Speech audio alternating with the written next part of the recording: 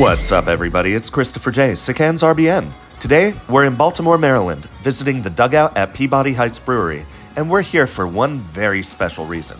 Konami is doing a location test of their latest rhythm game to escape Japan. It's a brand new version of the cult favorite Jubeat. It's a rhythm game with a unique controller, featuring 16 square buttons arranged in a 4x4 grid, and the buttons are also the game screen. You push them in time to the music as indicators come up. It's been described as musical whack-a-mole, and it's not an unfair comparison. I've personally got a lot of love for this series. They've tried testing this in America a number of times over the years, originally back in 2008 and 2009, but for whatever reason, it never really saw a wide release in arcades. There was a version of it called Jubeat that was available as a mobile game on iOS and Android for a while. It offered a lot of different licensed songs from artists as wide-ranging as Lady Gaga to Bad Religion. But that version shut down about a decade ago. Then, at the end of the 2010s, they even tried the unthinkable, making it into a gambling game called Beat Square. Can you imagine a musical rhythm game at the casinos? Needless to say, outside of a few trade show appearances, it never came to fruition. But now, it's 2026, and almost 2 decades after its original appearances stateside, Konami is trying again. And this time, it might just stick. The popularity of arcades like Round 1 has grown immensely since the late 2000s, and rhythm games are coming overseas nearly unedited. So what we're getting here is the latest version of a game that's had over a dozen different releases in Japan over the past several decades, much like they've done for other series like Beatmania 2DX, Sound Voltex, and Poppin' Music. And just like all 3 of those titles, they've gone ahead and given the cabinet a brand new design. The first thing that catches your eye when you look at this is the sheer number of screens on it. Even counting the 4x4 grid as one screen, there's 2 little screens on either side of the playfield. Another one above the playfield, and that one's now a touchscreen as well. That comes in very handy, and I'll get into it more later. Then, there's a 3-dimensional cube situated above that, with a screen on each one of its visible faces. The left and right side typically display the cover artwork for the song you pick, and the top screen ends up being a visualizer. Now, I've played this game a lot over the years. I've played on imported versions running at different arcades and conventions. I was one of the people who downloaded the Jubeat version way back when, and I even have a newer iOS version on my iPad thanks to the Japanese iTunes store. So I've really been looking forward to trying out this new version. And it hits in all the right ways. There hasn't been a significant redesign of the cabinet in, well, ever. The original version of the game ran on the same cabinet as the previous version from 2023. So this new redesign brings it fully up to date with a ton of quality of life improvements. The addition of the touchscreen is a massive improvement. It helps out with song selection, display customization, timing options, and everything. It even gives observers something else to look at while other people are playing, since they can display music videos during gameplay now. There's been aftermarket mods to add headphone jacks to the older machines, but this new one comes with a headphone jack built in. Perfect for playing in a noisy arcade. And now, the entire thing is running at a butter-smooth 120 frames per second. It's night and day between the old cabinets. Gameplay-wise, they've added in a few features to help newer players by default. The biggest difference I noticed immediately. The indicators that pop up on the grid now have a large number in the upper left corner to let you know in what order they should be touched. There's also a timing indication shown as well, showing you how many milliseconds off from a perfect touch you were for every single square. I appreciate these improvements and think they can be helpful for some, but for me, they actually ended up being a little bit too distracting. Thankfully, the new touchscreen options allow you to turn them off. I found the grid to be super responsive. I didn't have to make any timing adjustments. It felt like I was hitting everything right on time, or, well, as close to it as I can. I'm not a pro-level player, so I was still dropping combos, but I think that's due to my own skill issues more than anything. By default, when you start a new game, it shows you all of the new songs that have been added for this version. And there's some good tracks in here. A lot of well-known songs that have made other rhythm game appearances over the years. Obviously, Daniwell-P's viral Nyan song is here. Megalovania from Toby Fox's Undertale series shows up, a few Toho Project crossovers because, of course, Nora 2R's B.B.K.K.B.K.K and massive new Krew's Hades, and a ton of brand new Konami originals. I mean, naturally, I'm gonna go with what I know. So, I've got a few more thoughts, but for now, here's some more unedited gameplay footage, just showing off what it's like.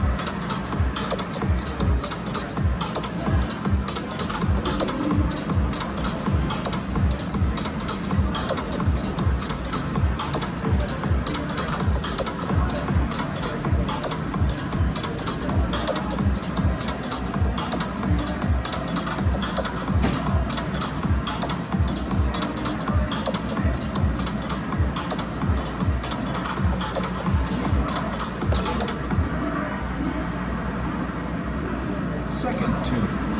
Ready. Go.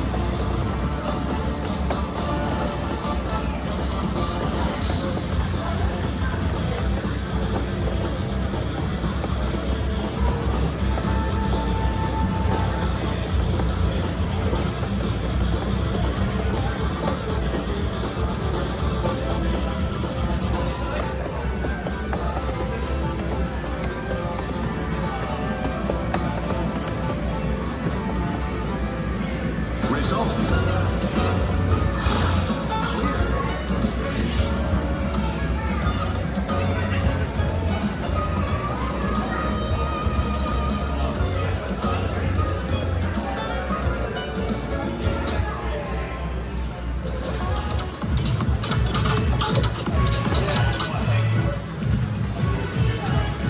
Final 2. Ready. Go.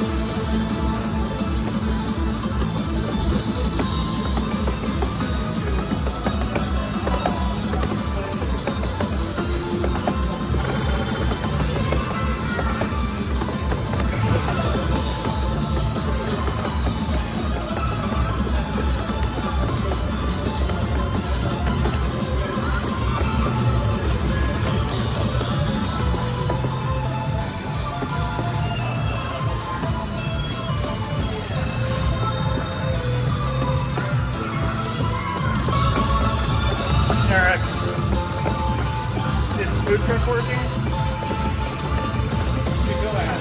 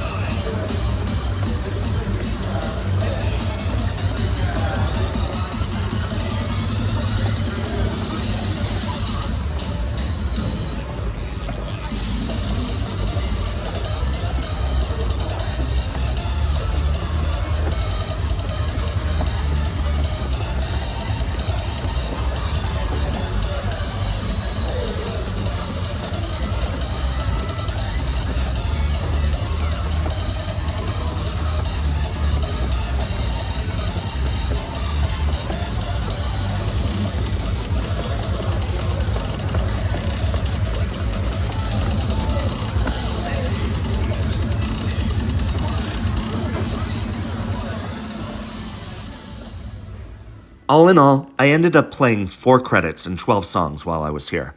If I didn't have a 3-hour drive back home, I would have gladly stayed all night.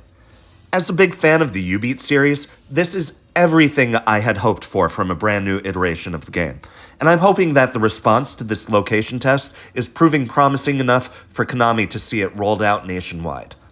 So far, the game's been making the rounds throughout the country. It first showed up at a Round 1 out in California earlier this year, then it popped up at the Mall of America, and most recently it showed up at a convention down in Orlando. This location test in Baltimore is only going to be here for a few more days, so if you have the chance to get down to the Dugout by August 25th, I strongly recommend doing so. After this, it's going to be at the SAC Anime Convention in Sacramento, California in early September. And after that, who knows? I'm hoping for the day we see this just as widespread as the other recently imported Konami rhythm games, because honestly, this game is too good to just be forgotten about or ignored any longer. I've been Christopher J, Sick Hands RBN, reminding you to like, comment, subscribe, or join, and I'll see you all next time. Hey, it's me, Christopher J, Sick Hands RBN. Thanks for watching all the way to the end of the video, and very special thanks to all of our channel's fans, superfans, and sponsors. If you want to help support more arcade tour videos and road trips, please click the join link on the end card here or down in the description for more information on channel memberships. See you all next time.